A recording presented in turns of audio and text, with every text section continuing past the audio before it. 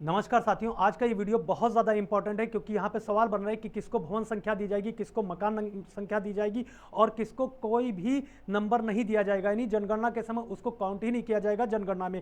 और इसके बाद में मंदिर, मस्जिद, गुरुद्वारा, स्कूल, कॉलेज और कस्तूरबा विद्यालयों में भवन संख्या कैसे इंटर की जाएगी, मकान संख्या कैसे इंटर की जाएगी।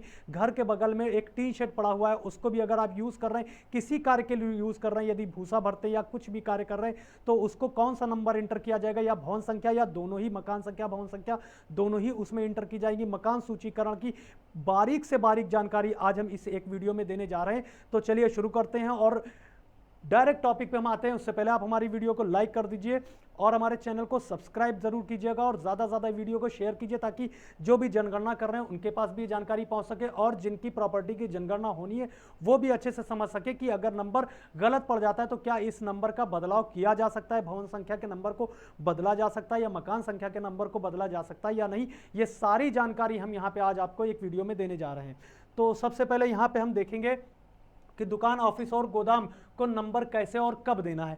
जैसे कि दुकान, ऑफिस में समझ लेना है कि एक ही घर बना हुआ है, एक भवन है, उसमें दुकान भी है, ऑफिस भी है और गोदाम भी है, तो उसको किस प्रकार से नंबर दिया जाएगा, जो कि इंपॉर्टेंट यहाँ पे आप पढ़ सकते हैं। हम ज़्यादा समय नहीं वेस्ट नहीं करेंगे, तो आप सभी लोग इसको देख सकते हैं और अच्छे से पढ़ लेंगे। अब यहाँ पे आ जाते हैं कि एक यहाँ पे आकृति बनी है जो कि हमने यहाँ पे दिखाया है कि एक भवन है और उसमें एक दुकान भी है और रहने के लिए भी ऊपर मकान बना हुआ है। तो इसको हम कैसे नंबरिंग करेंगे, तो ये पूरी जो बिल्डिंग है इसको हम मानेंगे एक भवन और एक भवन नंबर दे देंगे। जैसे कि भवन नंबर 102, भवन नंबर 102 है, उसमें दुकान है तो दुकान के लिए हम क्या देंगे, 102 1, 102 1, 102 बटे 1। इसके बाद में अगर ऑफिस भी बना हुआ है तो ऑफिस के लिए क्या देंगे हम, अगर सिर्फ ऑफिस बना होता और भवन होता तो 103 नंबर भवन का, और सिर्फ ऑफिस बना हुआ है तो 103 बटे 1।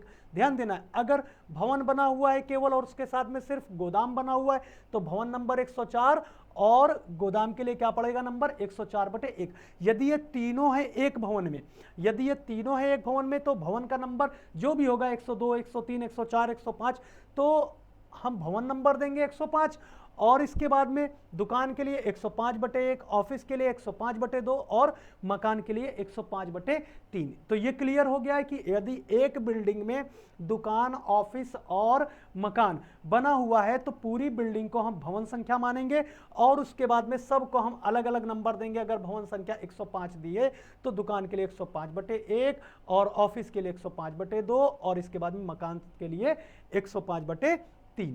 तो ये अच्छे से पॉइंट क्लियर हो गया होगा। अब इसके बाद में आ जाते हैं, यदि घर के बगल में या घर से दूर हटके आपकी ही वो प्रॉपर्टी है, आपके घर के बगल में टीन शेड टाइप का बना है और आप उसका यूज़ कर रहे हैं और उसमें छत भी टीन की लगी हुई है, तो उसको भवन संख्या या मकान संख्या दी जाएगी या दोनों दिए जाएंगे। यहाँ पे ये क्लियर समझना है। अगर घर के ये बगल में बना हुआ है और आपकी ही जनगणना हो रही है या जनगणना करता यहाँ पर है, अगर किसी के घर के बगल में ये बना हुआ टीन शेड है और उसको किसी न किसी इस्तेमाल में लिया जा रहा है और वो पूरा चार दीवारी से ढका हुआ है, जैसे कि यहाँ पे हम दिखा रहे हैं, इस टाइप से बना हुआ है, तो अगर घर के बगल में है तो घर का जो भवन संख्या है वही इसकी भी भवन संख्या होगी, लेकिन इसकी मकान संख्या ऑब्लिक में रखेंगे। अगर भवन संख्या 102 दे दी है तो 102 बटे 1 मकान संख्या, 102 बटे 2 ये टीन शेड वाला एरिया, इसको 102 बटे 2 में इंटर करेंगे और इसको गैर आवासीय में इंटर करेंगे। गैर आवासीय, यहाँ पे ये ध्यान दे देना है कि यदि किसी क्षेत्र में टीन शेड पड़ा है और उसमें केवल भूसा भरा जाता है तो क्या उसे भवन या मकान संख्या दी जाएगी। जनगणना के नियमों के अनुसार किसी भी ढांचे को नंबर देते समय उसकी उपयोगिता देखी जाएगी। यदि वह टीन शेड चारों दीवारों और एक छत से घिरा हुआ है तो उसे एक भवन माना जाएगा, तो उसे एक भवन माना जाएगा। जो कि छत और चारों दीवारों से ढका हुआ है तो उसको एक भवन माना जाएगा। जैसे भवन नंबर 125 दे रहे हैं, अगर ये अलग सिंगल बना हुआ है तो इसको भवन नंबर भी देंगे और जनगणना मकान संख्या भी, 125 भवन नंबर और 125 ही मकान संख्या भी, इसी को हम देंगे। और इसकी उपयोगिता क्या दर्ज करेंगे, दर्ज किया जाएगा उपयोग में भूसा भंडार यानी कोठार या गोदाम के लिए। श्रेणी गैर आवासीय, निवासी कोई व्यक्ति निवास नहीं करता। भवन का प्रकार कैसा है, शेड से बना हुआ है और चार दीवारों एवं एक छत से ढका हुआ है। इसके बाद में देख लेते हैं कि मंदिर, मस्जिद, गुरुद्वारा और चर्च की जनगणना कैसे होगी। तो यहाँ पे ध्यान देना है कि धार्मिक स्थल पूजा के उदाहरण के लिए, जैसे कि परिसर के अंदर इकाई है, यहाँ पे समझ लेना, हम डायरेक्ट ऐसे ही बता दे रहे हैं कि मंदिर, मस्जिद, मंदिर हो या मस्जिद या गुरुद्वारा, उस पूरे सभी को एक भवन माना जाएगा और उसके मेन गेट पर भवन संख्या इंटर की जाएगी। मेन गेट पर भवन संख्या इंटर की जाएगी। अब उसके अंदर रह रहे व्यक्ति या परिवार निवास कर रहे हैं या हॉस्टल बना हुआ है तो वो हॉस्टल को मकान संख्या के रूप में दिया जाएगा। मकान संख्या में जैसे अगर आपने भवन संख्या बाहर पूरी एक इंटर कर दी है, मान लेते हैं कि आपने 50 भवन संख्या दी है, तो अब जो अंदर रहने वाले व्यक्ति हैं उसके बाद में हॉस्टल बना हुआ है और उसके बाद में टीचरों का भी जैसे स्कूल भी है, यहाँ पे हम सभी को एक साथ बता रहे हैं, स्कूल भी बना हुआ, उसके अंदर टीचर रहते हैं, छात्र भी रहते हैं और ऐसे ही मंदिर और मस्जिदों में भी रहते हैं जो कि बना हुआ है। तो भवन में मेन गेट पर भवन संख्या देंगे 100 यानी 50 नंबर दे दिया है। तो अंदर जितने भी आवासीय क्षेत्र हैं या ऑफिस बने हुए हैं, जैसा भी यहाँ पे बना हुआ है ध्यान देंगे यहाँ पर, जैसे कि भवन संख्या 250 अगर दे दी है, भवन संख्या 250 दी है तो मुख्य मंदिर प्रार्थना हॉल यानी पूजा स्थल को 250, एक पुजारी का निवास 250, दो धर्मशाला निवास 250/3, इसके बाद में लंगर अगर हॉल है तो 250/4, कार्यालय या प्रशासनिक कक्ष है तो 250/5। इसी प्रकार से स्कूल और कॉलेजों का भी जनगणना में इसी प्रकार से नंबर इंटर करेंगे। पूरी बिल्डिंग, पूरी इमारत को एक भवन मानेंगे और वो अलग अलग कितने पार्ट में डिवाइड है, हर कार्य के रूप में अलग ऑफिस बना है, अलग निवास बना है, तो उसको मकान संख्या भवन के ऑब्लिक में लिखते चलेंगे। भवन संख्या अगर 70 दी है तो 70/1 निवास वाला हो जाएगा, 70/2 ऑफिस का हो जाएगा। इस प्रकार से आपको पूरे नंबर इंटर करने हैं। अब इसके बाद में आ जाते हैं कि स्कूल, कॉलेज और कस्तूरबा गांधी विद्यालयों की नंबरिंग कैसे होगी। यहाँ पे ध्यान देना, नंबरिंग के सामान्य सिद्धांत, मुख्य गेट पर भवन नंबर दें, यही पूरा कैंपस संस्थान का नंबर होगा।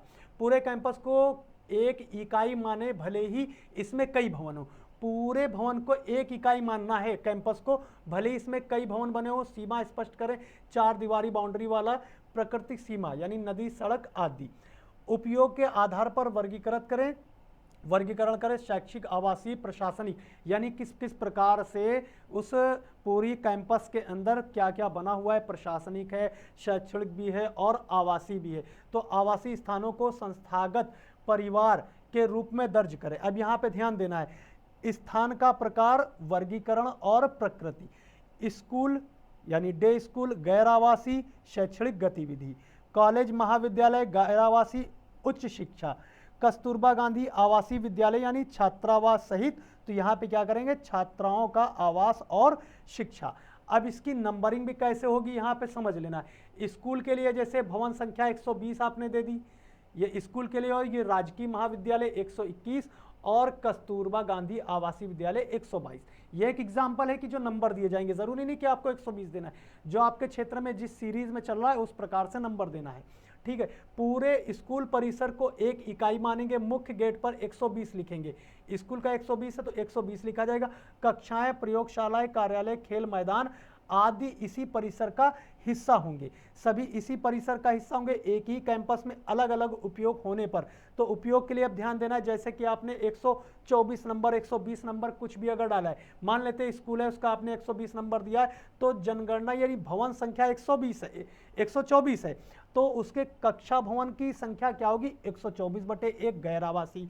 प्रशासनिक भवन संख्या क्या होगी, 124/2 गैर आवासीय। छात्रावास संख्या क्या होगी, 124/3 आवासीय संस्थागत परिवार, आवासीय संस्थागत परिवार। अब इसके बाद में आ जाता है महत्वपूर्ण बातें, यहां पे देखना है भवन नंबर, थोड़ा सा जूम करके हम दिखा देते हैं इसको।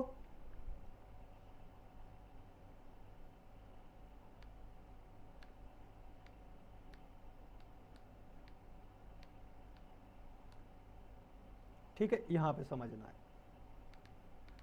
भवन नंबर हमेशा मुख्य गेट प्रवेश द्वार पर दें। पूरे परिसर को एक इकाई के रूप में सूचीबद्ध करें। आवासीय व्यवस्था को संस्थागत परिवार में दर्ज करें और इसके बाद में संस्थान का सही नाम, प्रकार और उपयोग स्पष्ट रूप से लिखें। सीमा उपयोग के निवास की स्थिति की पुष्टि कर लें।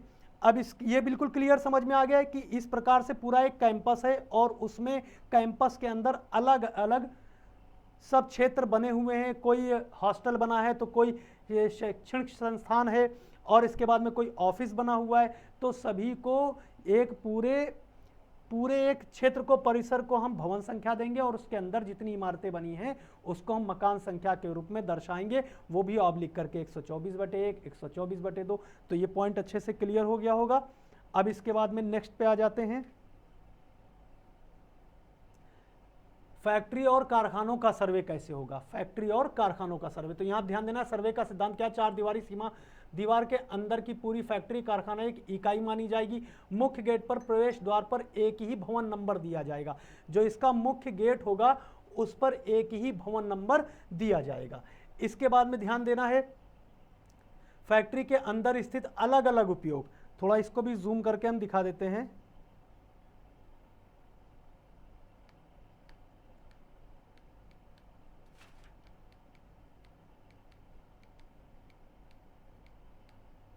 ठीक है, अच्छे से दिख रहा होगा। फैक्ट्री के अंदर ध्यान देना, यहाँ पे फैक्ट्री के अंदर स्थित अलग अलग उपयोग, ऑफिस, वर्कशॉप, गोदाम, क्वार्टर आदि को अलग अलग जनगणना मकान नंबर दिया जाएगा। प्रत्येक जनगणना का मकान का उपयोग आवासीय, गैर आवासीय, संस्थागत अलग से दर्ज किया जाएगा।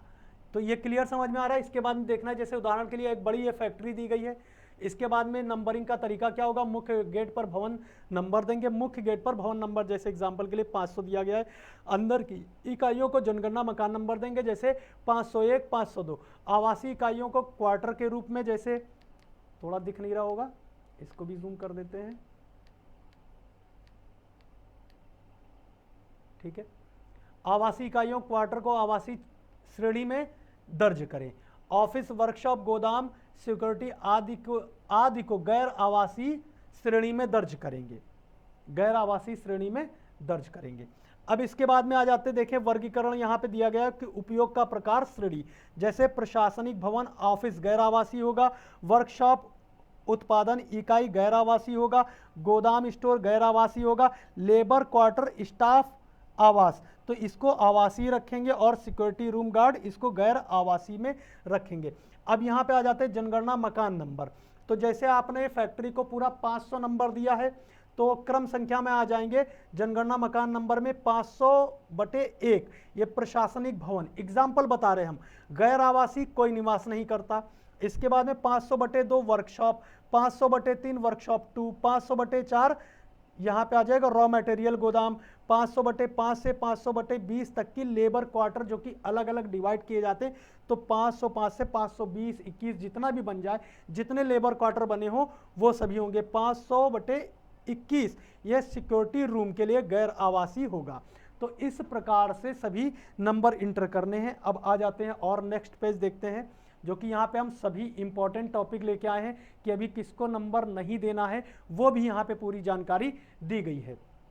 तो अब समझेंगे इसमें, क्या कच्चे मकान या झुग्गी झोपड़ियों को भी नंबर दिया जाएगा। तो जवाब है हाँ, हर वह ढांचा जिसकी छत हो, चाहे वह त्रिपाल, टीन या घास फूस की ही क्यों ना हो, और जिसकी दीवारें हों, उसे नंबर दिया जाएगा। लावारिस या पूरी तरह खंडहर हो चुके, जिनमें कोई नहीं रहता और ना ही कोई सामान रखा है, उन्हें नंबर देने की आवश्यकता नहीं होती है, उन्हें नंबर देने की आवश्यकता नहीं होती है। अब यहाँ पे देखते हैं कि जिन घरों ढांचों को नंबर दिया जाएगा और किसको नंबर नहीं दिया जाएगा, वो भी यहाँ पे हम क्लियर करेंगे। पक्के मकान, इनको नंबर दिया जाएगा। कच्चे मकान, झुग्गी झोपड़ी और अस्थाई अर्ध या अर्ध पक्के ढांचे। इसके बाद में आ जाते हैं ऑफिस, दुकान, ऑफिस, संस्थान, स्कूल, कॉलेज, संस्थान भवन, फैक्ट्री, कारखाना, कार्यशाला, और इसके बाद में उपयोग में लाए जा रहे खाली मकान, उपयोग में लाए जा रहे खाली मकान, उनको नंबर दिया जाएगा। अब यहाँ ध्यान देना है, जिन घरों को या ढांचों को नंबर नहीं दिया जाएगा वो कैसे, ऐसे ढांचे जिन्हें पूरी तरह लावारिस माना जाए, जहाँ कोई नहीं रहता है और न ही वहाँ कोई सामान रखा हो। जैसे ये खंडहर देख रहे हैं, इसको कोई नंबर नहीं दिया जाएगा, ये गिर चुका है पूरा। खाली पड़ा प्लाट या न्यू मात्र अगर है तो उसको भी कोई नंबर नहीं दिया जाएगा। अधूरा निर्माण है, उपयोग न हो और अधूरा निर्माण चल रहा हो तो उसको भी कोई नंबर नहीं दिया जाएगा। लावारिस ढांचे और शेड का, ये जो लावारिस है इस पे केवल इस टाइप से त्रिपाल टाइप में लगा हुआ है, इसको भी कोई नंबर नहीं दिया जाएगा। हर ढांचे का निरीक्षण करें, छत और दीवारें होना नंबर देने की मुख्य शर्त है। रहने वाला हो या ना हो, यदि उपयोग में है तो नंबर देंगे, पूरी तरह लावारिस और खंडहर ढांचों को नंबर नहीं देंगे, सही निर्णय लेकर सही डेटा दर्ज करें, यही जनगणना की सफलता है। इसके बाद में आ जाते हैं अब नेक्स्ट पॉइंट पे देखेंगे। 6 नंबर है कि एक बार नंबर देने के बाद क्या उसे बदला जा सकता है। एक बार अगर नंबर दे दिया है तो क्या बदला जा सकता है। सवाल है यदि नंबरिंग में गलती हो जाए तो क्या सुधार संभव है। जवाब हाँ, लेकिन यह केवल प्रगणक द्वारा फील्ड वर्क के दौरान ही संभव है। डेटा सिंक होने के बाद सुधार के लिए सुपरवाइजर की अनुमति और करेक्शन फॉर्म की आवश्यकता होती है, इसलिए नजरे नक्शा पहले पेंसिल से बनाना चाहिए ताकि सुधार आसान तरीके से हो सके। अब इसके बाद में आ जाते हैं फील्ड वर्क के दौरान प्रगणक द्वारा सुधार संभव।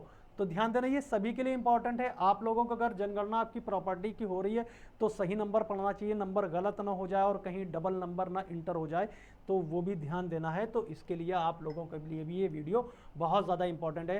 फील्ड वर्क के दौरान सुधार संभव। यदि फील्ड वर्क के दौरान डेटा सिंक करने से पहले यदि कोई गलती मिलती है तो प्रगणक द्वारा तुरंत सुधार किया जा सकता है। नंबर गलत जानकारी की पहचान करें, ऐप में सही जानकारी अपडेट करें, नजरे नक्शा में पेंसिल से सुधार करें, सही जानकारी को सिंक करें।